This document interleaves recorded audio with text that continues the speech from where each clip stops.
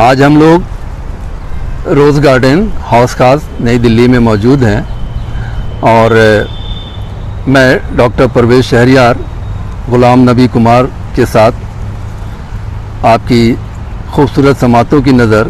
اپنی ایک نظم پیش کرنا چاہتا ہوں جس کا عنوان ہے گم ہو گئی ہے کوئی شے۔ میرا قیاس تھا کہ زیست کے لمحات تیری عنبری زلفوں کے دام میں گرفتار ہوئے بغیر بھی گزر جائیں گے، لیکن یہ میرا واہمہ تھا تیری یاد کسی موج در موج حلقہ گرداب کی مانند الجھتی ہی رہی۔ تمام عمر کبھی چین لینے ہی نہ دیا،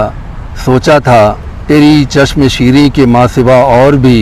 پرکشش راہیں ہیں، مرمری باہیں ہیں تیری مرمری باہوں کے سوا، لیکن یہ میرا واہمہ تھا۔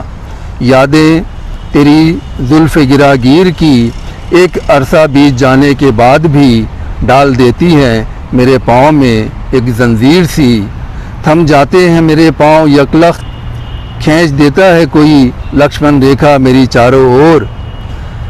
کھینچ دیتا ہے کوئی لکشمن ریکھا میری چاروں اور، نمودار ہو جاتی ہے میری نظروں میں کوئی پتھر کی لکیر سی۔